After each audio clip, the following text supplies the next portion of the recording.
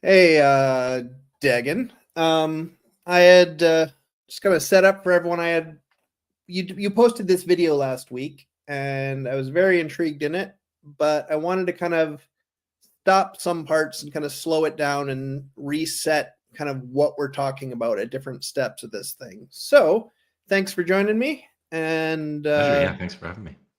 yeah, so I'm just going to play this, and then I will pause it when I want some clarification points. Some of the clarification points will be things that I already understand, but I don't think other people do. And some of them will be things that I think I understand, but not totally clear on. So here we go. Anything you want to do to say to set this up before we go through it? I was going to resist, but now that you've given me the chance, the temptation to self-deprecate a little bit. I'm not particularly qualified to speak on the sort of low-level math of these things. I see myself as more an enthusiastic participant in technical discussions around these sort of topics and evaluating different solutions to common problems people like you and I have in attempting to build applications people can use in the BSV ecosystem. So yeah, I think that disclaims it enough. Yeah, well, I will add on to that disclaimer that mostly when it comes to the elliptic curve math stuff, I just trust that cryptographers know what they're talking about.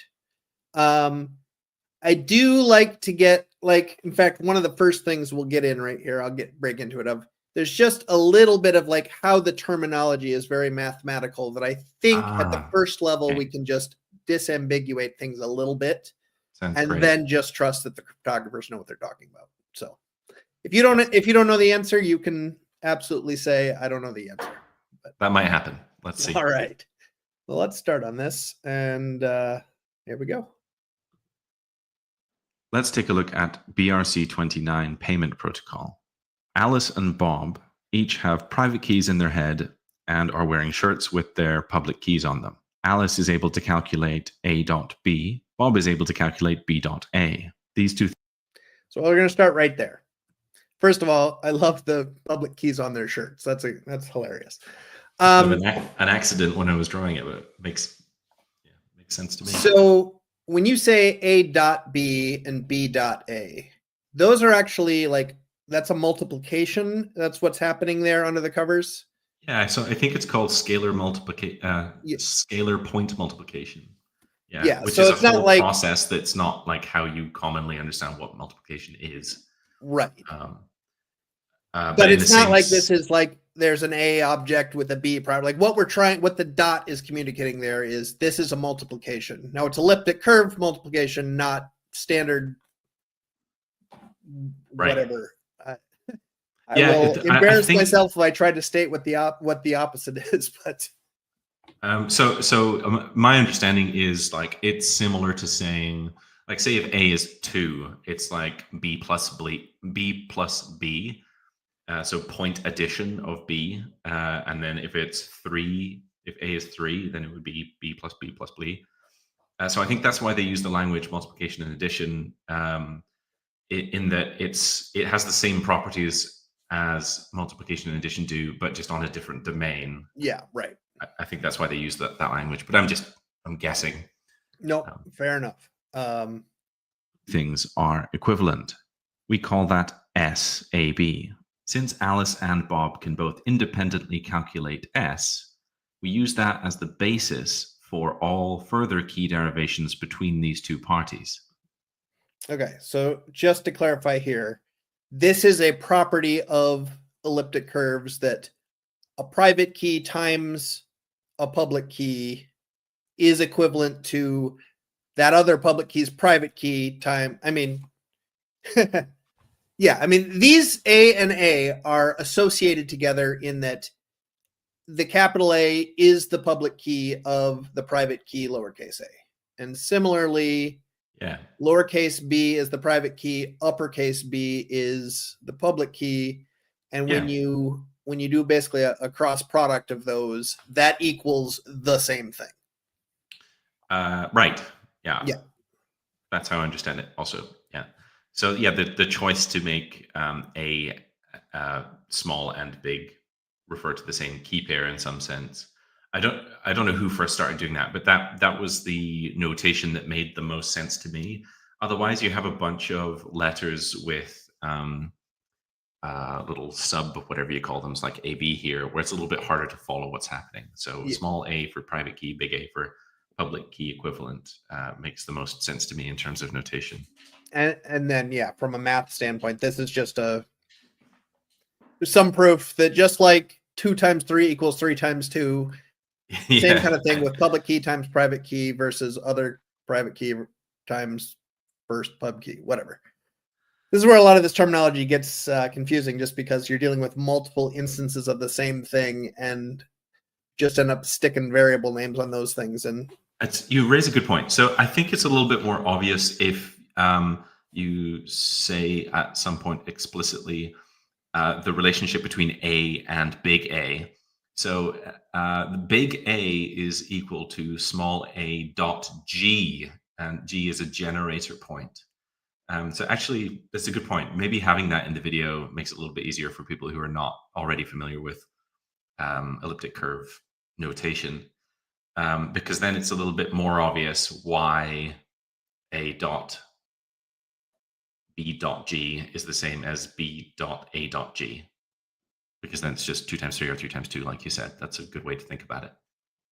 well, and even, I mean, it actually, I don't want to belabor this part too much, but even though all the proofs of this turn into these mathematical formulas, as soon as we start summarizing the, like, I don't know, never mind. We'll get into that later, or we won't. I'm going to keep playing. S is pretty much just a public key on the K1 elliptic curve. We can express that with just the x coordinate and a sign. From this shared secret, we can derive an unbounded number of public keys to use in locking scripts. Okay. So we've between negotiation between the two parties come up with a shared secret that can only be derived if you have one of those two private keys and the other one's public key. So let me actually just back up a tiny bit. Yeah, so that's S in the equation you got there. Yeah. Sign. And now that I'm watching it back, the thing that I didn't point out is that big A and big B are also just points on that elliptic curve. Yeah. But I don't want to clutter it up. Stop. Yeah, and there might be a demystifying elliptic curve stream that we someone should do in the future, but well, you can YouTube that so easily. This is like 10 different videos on what is an elliptic curve, why we use it, and I find that this shape here is like the easiest way to conceptualize it. It doesn't really look like that in a finite field with modulo math, but that's the easiest mental model to use to understand what's happening, I think. So there's a bunch of videos that explain what point addition is in the first place. So I don't know if you want to get into that. I mean, we can. No, I don't really want to in this. I just kind of setting that up, that there's more background research. There is more background, and this really isn't rocket science. It's just kind of presented as such. I don't mean by you. I mean everywhere, always. Yes. Where's my mouse? There we go. Shared secret, we can derive an unbounded number of public keys to use in locking scripts. Okay. So we are using this shared secret as a mechanism to generate essentially, to derive other sets of keys. And I guess... Yeah, it's a common starting place. Right. That only you and I, if we had generated a shared secret together, we would have the same common starting place for all of our keys and other. And to clarify, this is another area where I'm pretty sure I understand, but I want to actually... An HMAC is essentially a hash where there is two different bits of information put in. There's kind of like in a normal hash, we might say, okay, here's a file. Let's generate a hash of that file. Where an HMAC is saying, here's a file But in order to generate an HMAC, we've got the file plus another secret. And you can only really verify the hash if you know the secret as well. So it's basically sticking that secret on the file and kind of putting them together before it gets hashed, such that if you have the file and you know the secret, you can verify the hash. But if you don't know the secret, you can't.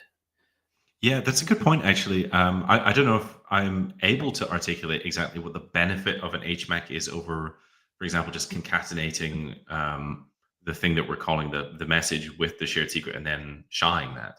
I must admit that I don't really, I can't articulate how that's different. I mean, and maybe, and again, I am by no means an expert on this, but I think, isn't that actually what an HMAC is? Is it just kind of is a function by which to do exactly that, of to kind of put those two things together such that you need them both in order to get the hash.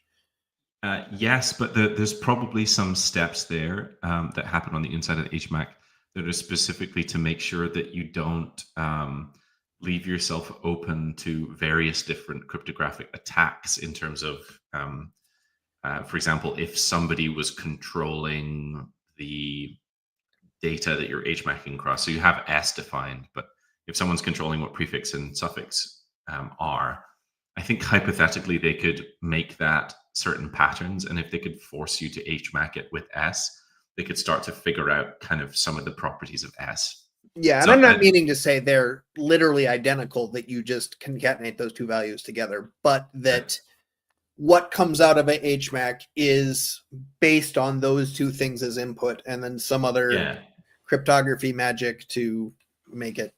Exactly. So it does some fancy stuff to make sure that you're not leaving yourself open to attack by people giving you things to hash that they know will reveal something about the other part you're hashing together. Yeah. So that, I think that's the difference between just concatenating and the thing that an HMAC actually does. Okay. There, I have a suggestion for someone you can call later to get a good, clear explanation of how it's different. Awesome. I will ask you about that later. Yeah, at some point. I don't know if they're open to doing it, so I want to check that offline first. We don't want key reuse in payments, but we do want to be able to link keys back to counterparties and payment metadata. So we use the shared secret as the key in an HMAC, and we define a prefix per payment and suffix per output. That gets us a unique hash for every output, but to derive a key that only Bob can unlock, we need to do some elliptic curve magic. You used the word elliptic curve magic too. Okay. So I don't think this gets deeper. Anything that I'm going to ask that we get into deeper in the video, just tell me, we'll get back to it later. But so the idea here is we're trying to derive a payment address essentially for each output that's getting paid.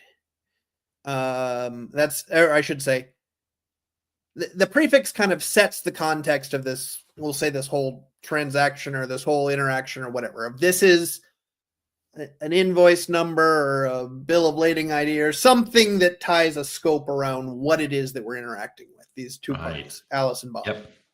And then a suffix in this case is really just a way of not reusing the same one for multiple outputs. So I can be receiving payments, or the receiver can be receiving payments on multiple outputs of this transaction.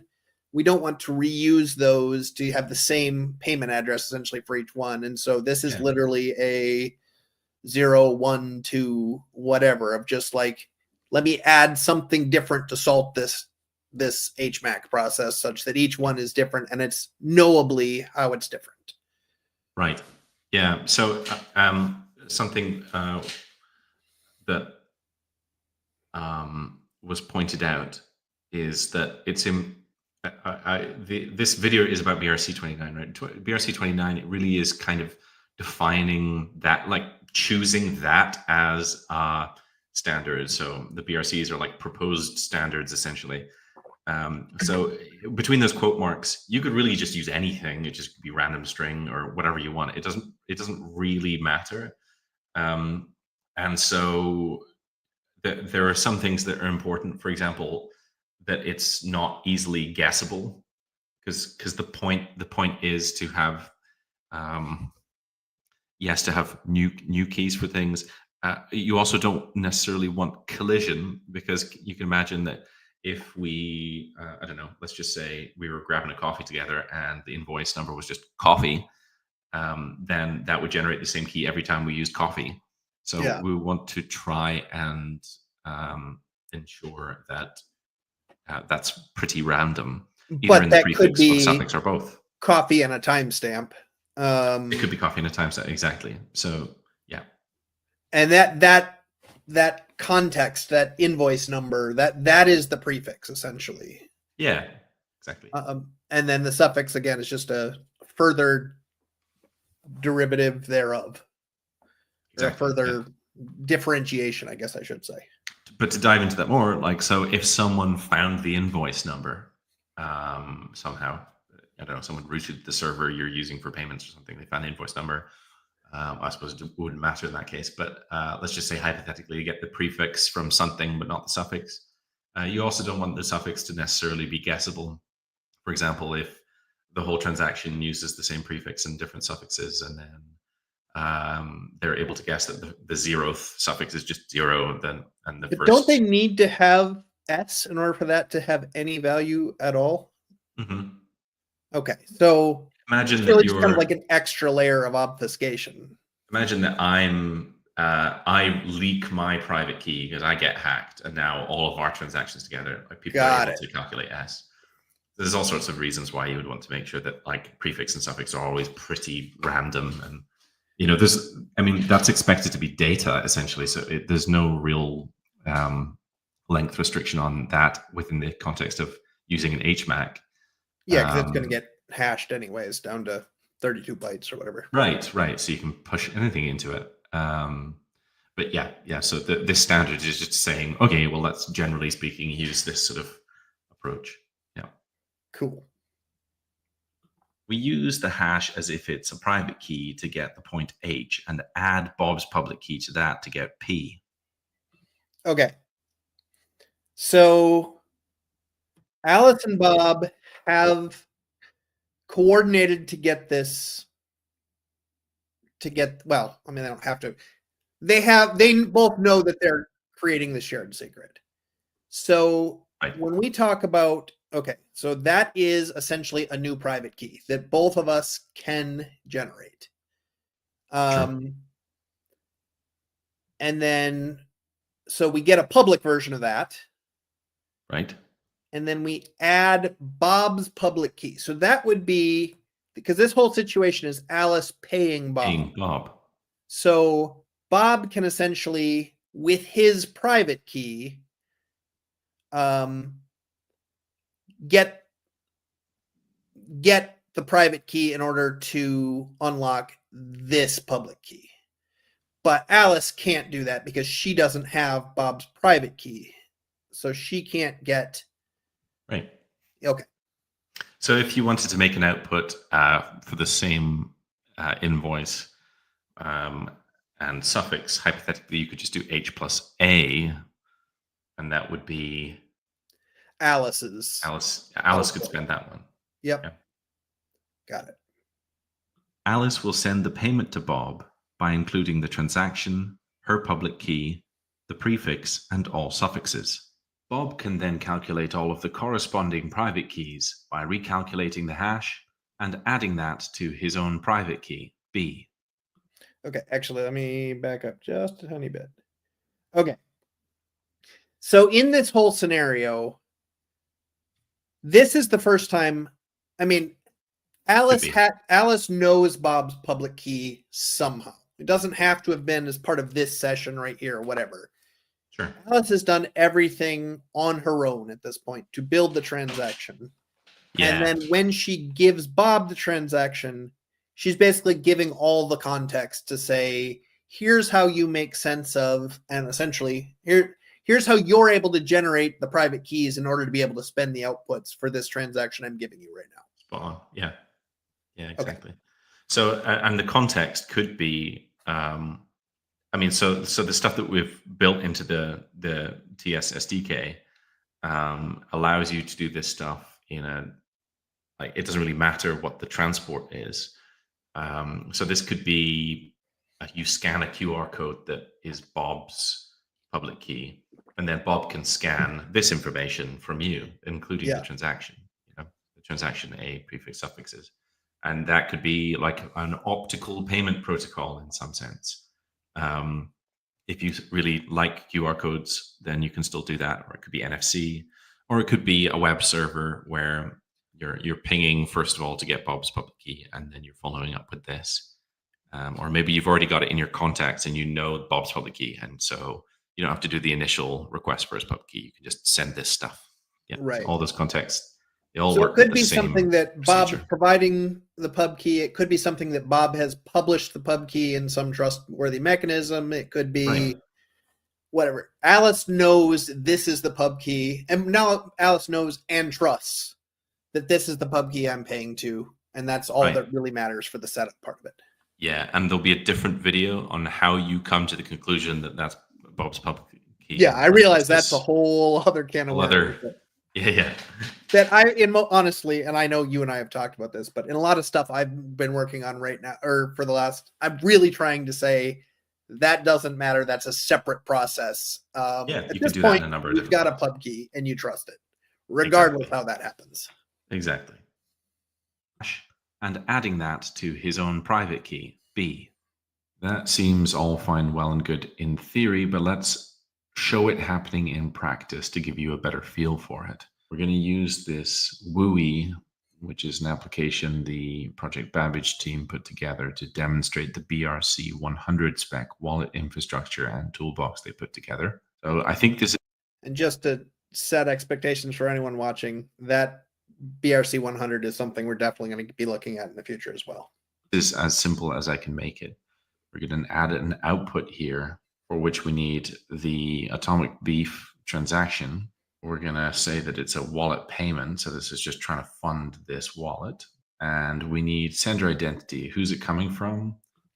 Okay, so let's set up. I mean, I don't expect anyone knows WUI. I don't know WUI.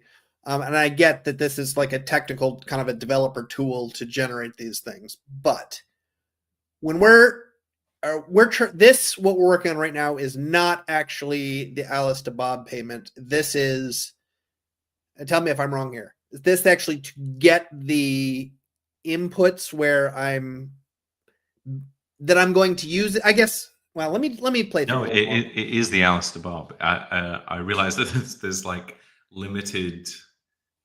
This is like the first attempt to do an Alice to Bob with BRC-29 by me, really because I was testing things out myself in terms of the code that's being delivered just now. I'm going to validate that the code is what we were asking for in some sense. And obviously there's like a lot of stuff going on here. Yeah. So even just verifying that it's doing what I think it's supposed to is a challenge at times.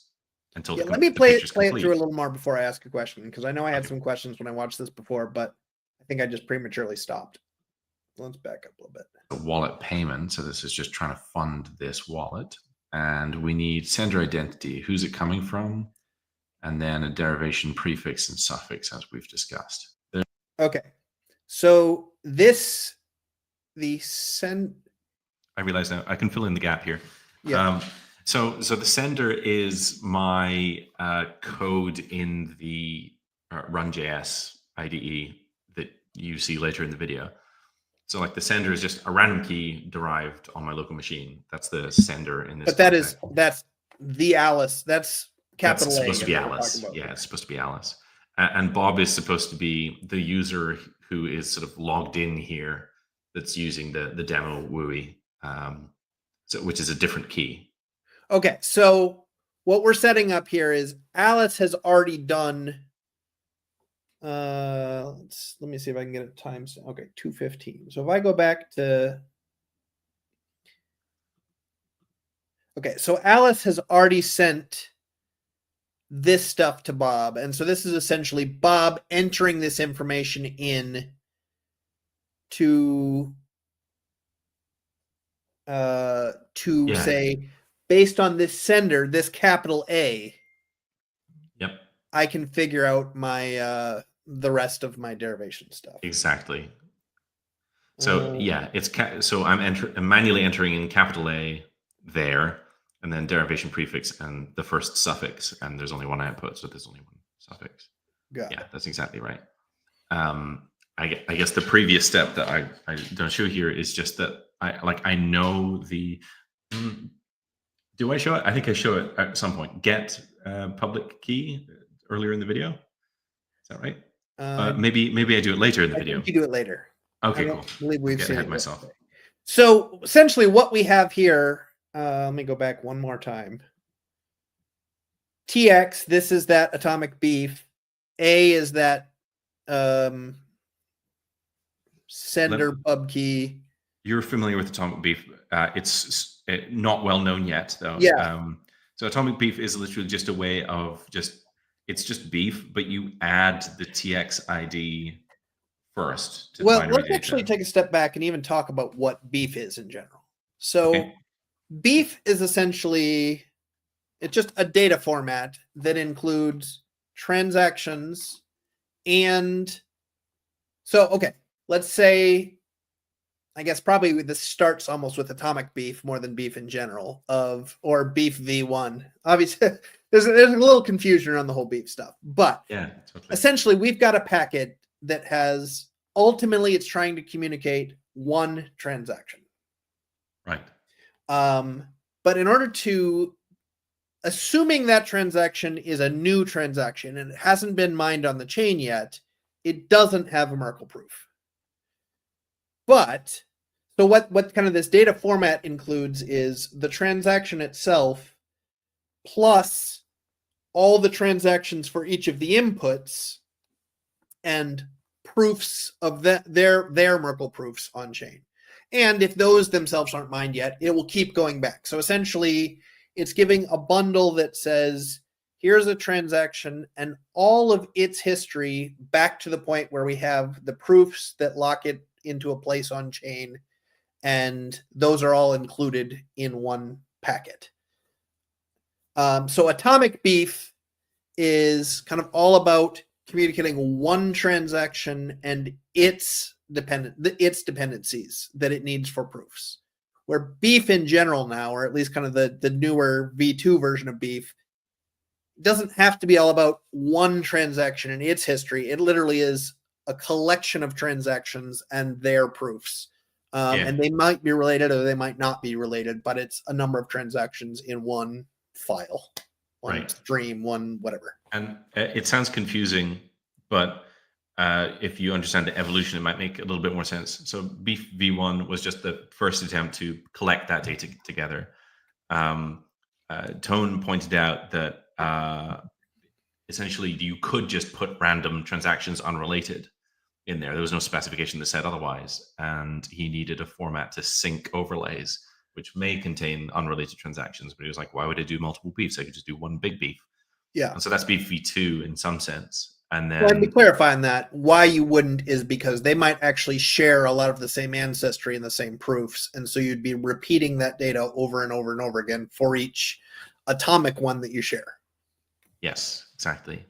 And then once he defined V2, it then made sense to say, well, there are some payment examples where you really are just trying to convey one and you want to explicitly say, I don't care about anything other than this one. And so you kind of do that upfront in the stream by saying, this is the TX ID to care about, and here are the transactions. And you just stop processing once you've proven that the atomic transaction is valid. Yeah, and we're using atomic in this case because what we are trying to communicate is one transaction. Right. Cool. Oops, where are we at? We were at 2:15. Back up a second. Sender identity, who's it coming from? And then a derivation prefix and suffix, as we've discussed. There's one other tool to mention here. There is a beef endpoint, which you can actually install as a command line tool here. It will construct a beef from a TX ID, so you can go grab it in the correct format. The thing. So just to clarify that's a tool that someone has stood up.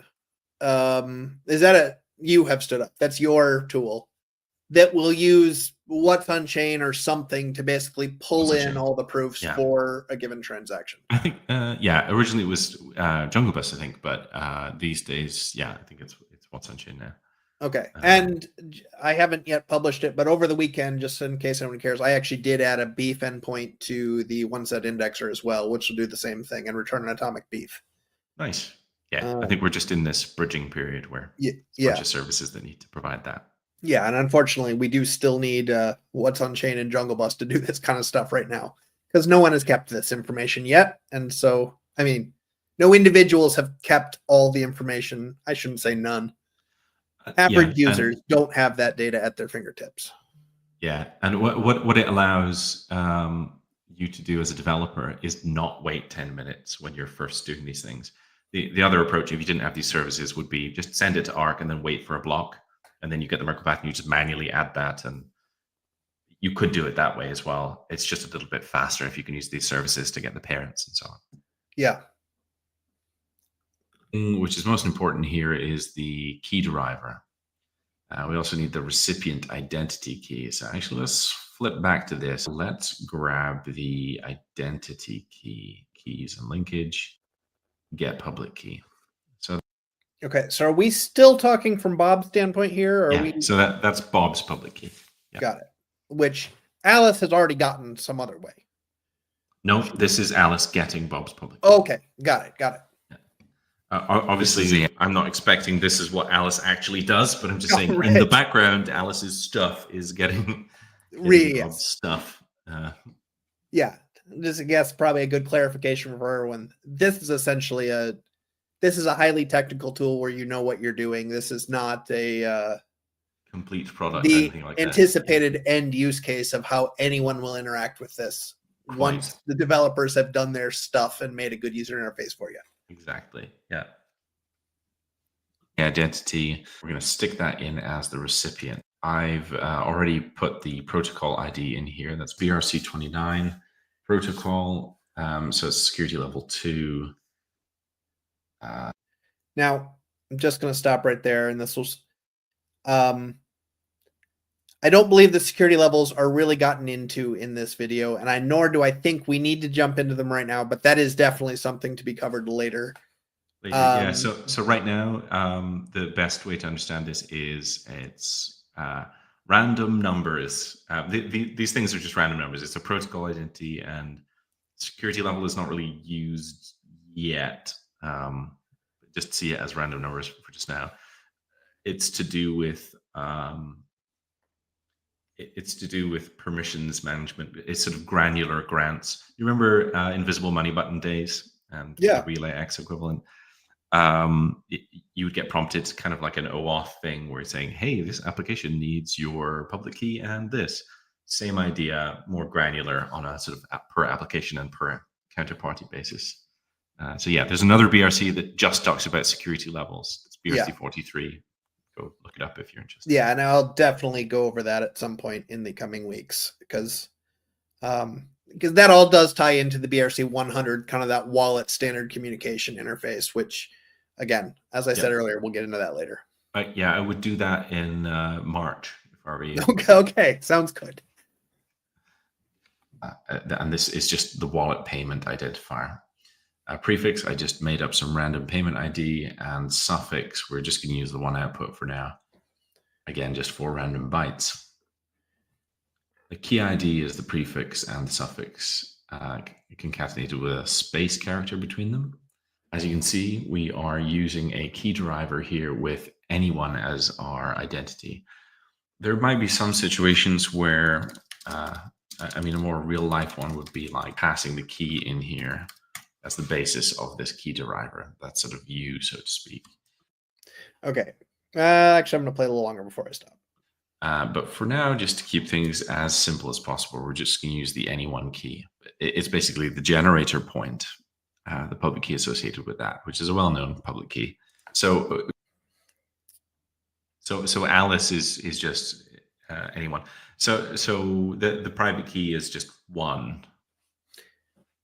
But maybe confuse the example a little bit, but it saves us having to derive a key because the key is just one. So I guess let's talk about this in a little more detail. So our BRC-29, 2 security level, that will get discussed later, doesn't matter. This is just a random. Is that tying into kind of this derivation? Like, what is this something that you would base this randomness on, something that's contextual based on your thing, or is it literally just no? There's no randomness in this in terms of the key derivations, because this is a known random jumble. Yeah. Actually, looking at it, maybe it's hex and maybe it says something in UTF-8, but it's kind of like a BRF-CID. I thought of it as a BRF-CID, so it's like a registered protocol, and that protocol is wallet payments. Got it. It's You just could equally say the words wallet of some payments. sort. Yeah. It's kind of it's just an arbitrary categorization value. Exactly. Yeah. I assume the intent there was to like avoid collisions. It's probably a hash of the word wallet payments or something like that. Yeah. First Okay. 2 bytes of the hash of that. So we talked about the prefix, which is, again, some identifier that we're using in this payment. We talked about the suffix as being essentially an output identifier or something that makes it so we don't reuse. Those get added together into just one string, basically. Mm-hmm. It looks like in this case it's a base 64 string. Well, no, it's taking these values as base 64s, but then putting a UTF-8 space, whatever. It's building a string. Okay, so from W. Oh, okay. So if we were saying in what you put as your example of here's a private key, I mean, essentially this key deriver is going to be some function off of a private key or a something to derive another public key. Right. Yes. And what that takes is, so W does essentially represents a private key, even though it might have its own derivation logic of whatever from it, a private key, I should say. So then from a private key, I'm going to actually, is that private or is that public? What are we representing? It is a private. Sure. Yeah, it has access to private keys. Let's put it that way. Okay. So then I'm deriving a public key using this value right here and my prefix and suffix. And so in my counterparty the language of this framework, the BRC-29 constant there, we'd call that a protocol or even a wallet protocol, or a protocol ID in some of the documentations. Right. It's our categorization string that we came up with earlier. Yeah, and really all that's doing is adding that as a prefix. So it's like that and then the hyphen. The prefix hyphen suffix. So internally, it does something to put these together to make one unique string, reliable string that if I put the same data in, I'm going to get the same thing out every time. Exactly, and the only reason it does it like that is because there are other things that are on the roadmap that make use of the protocol stuff, but not the prefix or suffix. Yeah. Yep.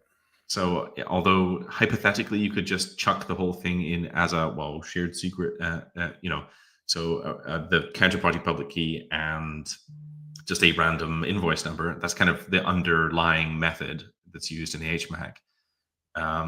Splitting it out into these separate things within the interface of the key deriver makes sense because of how we're going to use because each of these values represents something else which intermediate pieces need to access to do their own stuff on. Exactly. Yeah. All right. And then this recipient identity key here is actually the public key of. So this W here is representing a private key, something that has access to the private key. The recipient identity key is essentially the public key of who I'm sending this to. So this is going to give me a key this is going to give me basically the public key to which I'm going to make this payment. So this is one of Bob's outputs. And me as Alice, this is how I derive essentially what is the address that I'm paying Bob at. Mm-hmm.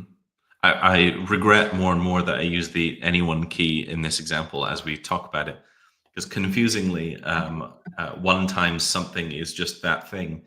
So recipient identity key is the shared secret that gets derived, because 1.b is just b. Yeah, right. So that's the shared secret. S equals b in this case. So bad example, perhaps. I was trying to simplify things, but may have complicated.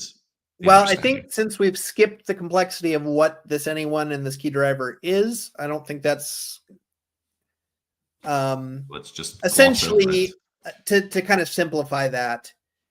The whole kind of standard here involves with some known ways of creating different private keys of your own through which you are interacting with people based on these security roles and protocol IDs and whatever. So essentially, right, there's just direction in here that says use this one, you derive my private key this way, for this is the private key I'm probably slaughtering it, but essentially there are other keys that you've got. This is just telling which one to use.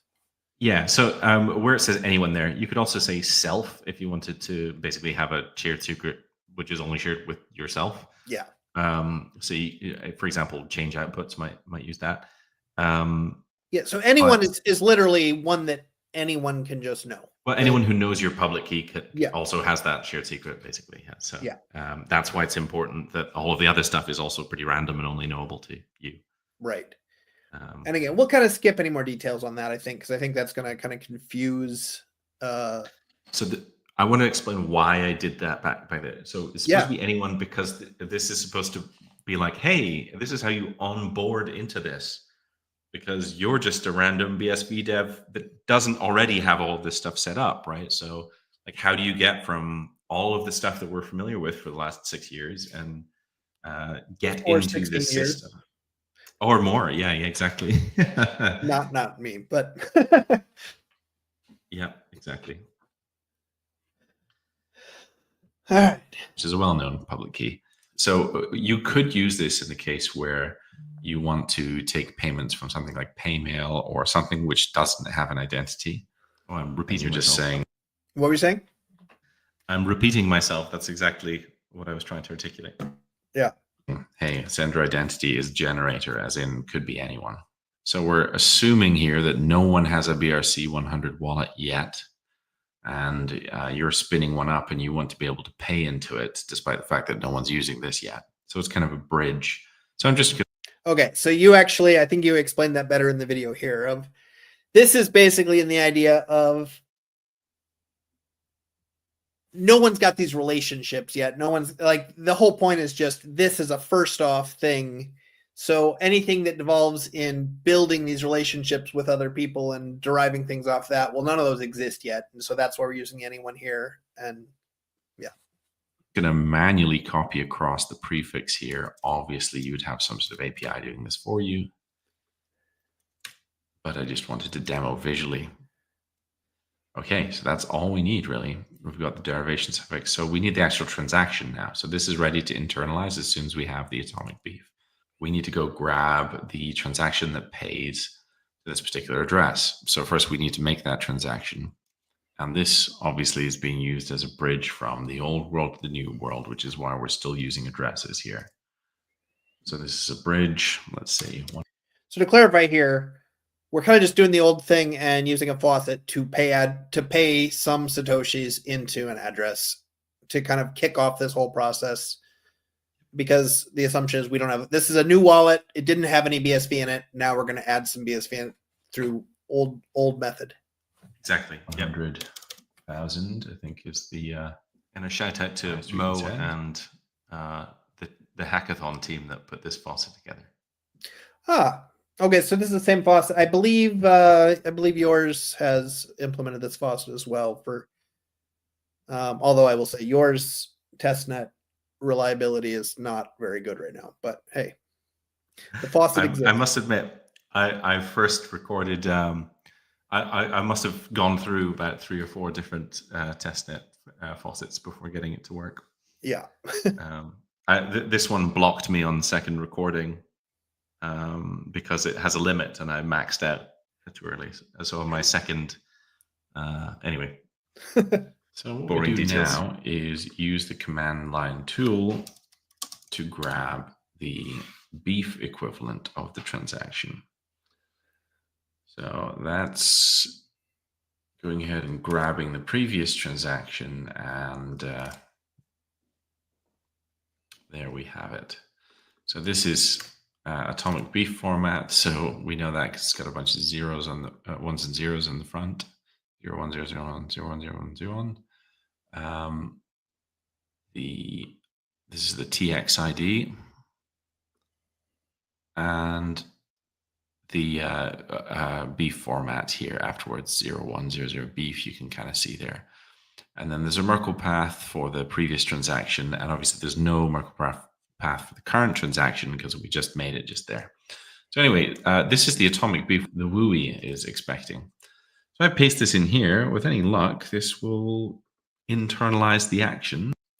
Okay, so just to clarify terminology here, internalize an action into a wallet really means take this transaction that exists out on the chain outside of my world and make sense of it, validate all the proofs, and bring it into your wallet. Yeah, exactly. So you can do this many times. It's not quite the same as broadcasting in that, that later I deleted this output and did the same thing, and deleted the output and did the same thing. It's kind of, it's hard to name things. Internalize the transaction is probably the full sentence of what that method means. Yeah. Well, and I know that from a terminology standpoint, this is something that really struck me for a while is actions really are like actions happen within transactions. And so as far as the wallet terminology goes, an action is a transaction as we think of it on the chain. But the nomenclature is different because of what's trying to be conveyed within the wallet. Yes, it's kind of philosophical choices being made there. Humans taking action, and then transactions being a representation of where they took those actions or how they took those actions. Right. Which it did. Lovely stuff. So now we can check our balance and compute the Satoshi value in the default basket. So, okay, just one more thing here. So the idea is here, the process we just kind of manually stepped through is the process Bob took to receive that transaction.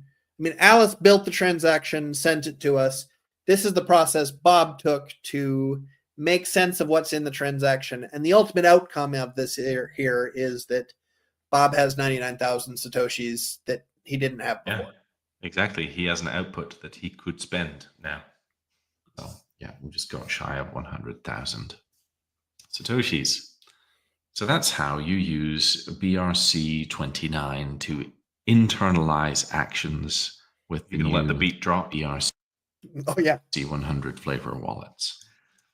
I do hope this has been of interest. Thanks for your time. Just to be an Easter egg that only people who watch to the end get to. Well, I was thinking of that scene from Shawshank Redemption when they're crawling through the tube to escape. The tube of shit. If you make it through and you hear the song, that's the dopamine hit you get as a reward. So let's take a step back from this. And it's a great song, by the way. Thanks. Deggen has shared this on Twitter. I have reshared it on Twitter. Go ahead and watch the first 6.5 minutes and then group. No skipping. Somebody immediately uploaded it without the useful content, just the song. I was like, God damn it. Well, did it at least have this lovely chart in the background? It sure did, yeah. All right, well, that's still conveys information, just very cryptic information. Okay, so let's take a step back on this of kind of real world tools get built out that use this process. It literally is where right now if I'm Alice and you're Bob, I want to say David and Deggen because they're both D's, so that doesn't work. We can't have, never mind. D, D, D, D, they're all the same. Yeah, No. before D's. That's, Yeah. we don't want that. So external of this process, somehow, I owe you money. I owe you $100 for a real fancy steak dinner after a conference or something that you That's paid. great. I don't know. Somehow you present to where in the current world, or I guess in the old world, it might be you present me your address. And I would just literally make a transaction that goes to that address. And then pretty much how we've done things in the past, I would fire that off to someone that's not you. And then your wallet is going to be essentially asking someone else who isn't me, do I have any new transactions associated with this address? It will pull them down. Right. Now, there could be a process by which I just give you the transaction still. Yeah. So this doesn't really, in some ways, this kind of whole approach is extraneous, but not, in that you don't have to do that. We wouldn't have to do that for me to give you a payment. But the whole kind of negotiation process or building this out, one kind of ensures that you actually are getting all the information about how to find this payment, rather than if we're just using an address and I just have your address. I could pay you 1,000 times to that address when we're not sitting right next to each other. And in a vast network world, in a vast Bitcoin world, you're not going to really necessarily have anyone who can just tell you, hey, all these payments were sent to you. And so this whole process kind of enforces the pseudonymity property of Bitcoin to say we're not reusing the same address over and over, and it kind of drives things into this one-on-one communication that once I've built out this transaction, the way that I deliver it is I give it to you for you to. There's one thing in discussing this I'm realizing I never even mentioned, but is important.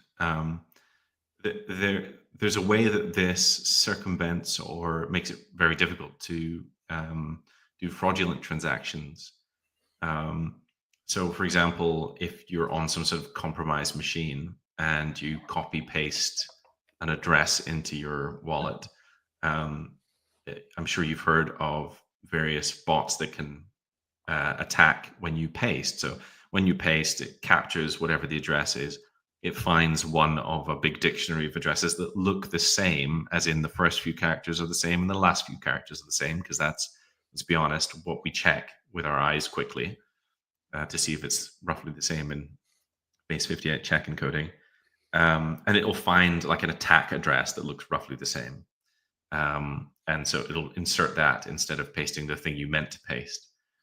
So there's little things like that where this helps. And let me try and explain how that works.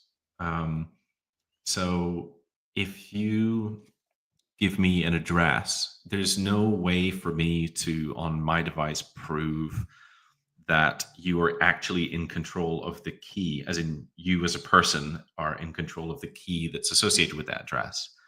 And, you know, maybe someone's screwing things over on your side and you mean to send me an address, but actually there's something put in place in the same way, and you send me the wrong address. I can only tell that it's a valid address. I can't tell if that address is actually associated with you, the person I intend to pay.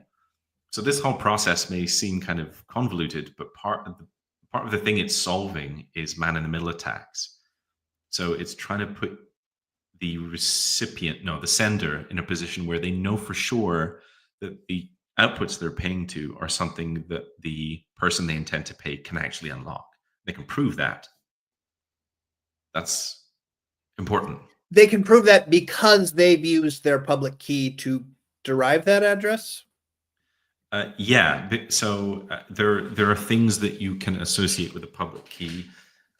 like kind of if we think of what is it, PGP, like people like have really well-known public keys that they announce somewhere important, and you can go look them up. And so when they send an email later, you can check that the person who sent the email is actually associated with that well-known public key that's associated with that person. So in the same sense, if you imagine that we're building up a web of trust between you and I, and like the entire ecosystem builds up a web of trust that's associated with that's associating public keys to like people that you know, but that's just one key. So now you have a way to associate every output with that specific one key in a way that you can prove that it really is something that whoever controls that well-known public key also controls the output. So yeah, I hope that makes sense. It's not kind just of, a I guess, random just key. to, I mean, it still ultimately comes down to having the receiver be able to give you a public key in a mechanism that you can trust. And obviously, if you have that trustable channel, whether that literally you and I are sitting next to each other and you hit a QR code on my phone or whatever, like in that kind of scenario, there's no man in the middle. I mean, assuming that our phones aren't hacked or anything, of like, the software on our phones are designed to create friendships, create relationships with each other. I mean, friendships Right. being a social media word, but essentially adding you to my contact list is trustfully getting your pub key. Right. If we've got that kind of communication, I mean, that same thing could work for an old school address that says, okay, we're right next to each other. Yes. But you would have to reuse the key. Right. The point being that if Yes. you're building up an identity over time, relationship, someone for many years and they always have the same key, then you trust that key a lot more than the key you just got from, Susan on Wednesday kind of thing. Yeah. Totally. Okay. But then you don't want to reuse the same key. Right. So you're going to have some sort of derivation function to avoid reuse of the same key, but still tie it to the very well-known key. So that's the differentiation. That's why we're using identity keys that don't change often. Obviously, people are prone to forgetting their password or whatever and might have to change key. Or rekeying your identity. I can also see. You could do that too. Yeah. Which presumably, and this is totally jumping to conclusions here and jumping ahead, but if our wallet is really maintaining a master key of some sort, yeah, presumably our identity key would be one layer of derivation off of that. Yeah, probably several, but yeah. Well, right. Regardless, I guess the point being, this isn't necessarily a global identity. Everything David ever does, it's almost scoped to whatever level. I mean, it might be on the level of having multiple Twitter accounts where I've got kind of different pseudonyms, and everything you interact with one pseudonym is from one identity key. Everything I do from another pseudonym is another identity key. And there's nothing that any external person has that can tie those two pseudonyms together, unless, of course, they got the master level keys, and then potentially there. But again, the whole point is those never exist anywhere. Those are always mine and mine alone. Yeah, exactly. So maybe they exist in the sense that you've backed them up with a Shamir key splitting function across your lawyer, accountant, wife, whatever. Yeah. But yeah, cool. No, absolutely agree. And obviously people should be able to use different monikers and separate out the various elements of their identity and build up different reputations for different purposes. Absolutely, this is all compatible with that. So, okay, so we've got kind of the old school, you give me an address, I pay the address, we broadcast out, we broadcast back in. Then you go to kind of like the next level of kind of P2P-ness would be, I just realized what I said. Okay. The paymail type approach where, and that might still apply to this. I realize there's other complexities here, but how paymail has been done in the past, which would say, don't use this derivation mechanism. It uses a different derivation. actually, me as the sender, I don't even have any concept of what derivation mechanisms are used. I know that I'm paying Deggen at moneybutton.io. Right. My wallet calls out to Moneybutton and says, give me a payment destination for Deggen. It will give me that. I'll build the transaction and I'll send it to that PayMail server, which will then let you know, hey, this person gave you this thing. So in some ways, this could, I don't want to get into security of PayMail and the big picture of the future of PayMail, but like from a standpoint of what PayMail does, this could actually all still work in that my wallet is going out to reach something which is telling me the authoritative public key of that person, that entity. And then from there, I can build out this whole process, and then I can post back to that PayMail server or whatever this information. And essentially, it's still, rather than me broadcasting a transaction to someone else, I'm actually sending it to an agent for that person, a representative of that person, a server that person has told me to pay them at. Sure, that's a good point. So yeah, that's kind of how the auth fetch stuff works with the monetization middleware. Is if there's a payment required for a sort of server endpoint, then the initial response is 402, and prior to that, there's an exchange of identity pub keys. So there's mutual authentication before you even start that process. So in some sense, you already have the public keys between them. But that's not so different to the at least the PKI endpoint of PayMail is kind of similar, like a static SD key. Yep. And certainly delivery of a transaction, very similar. Cool. Anything else you want to kind of hit here, or do we want to wrap this up? This has been great, though. I really appreciate this, and I'd love to do more of these in the future. Pleasure. Let's keep it short and sweet because there's so much more to talk about. But I think this could like sprawl in many different directions. Yeah. Good to keep them focused, and yeah, happy to do this anytime again, man. All right. Sounds good. Thank you very much for your time, Deggen. I think this was really helpful. Thanks, David. All right. Chat soon. Yep. Bye-bye.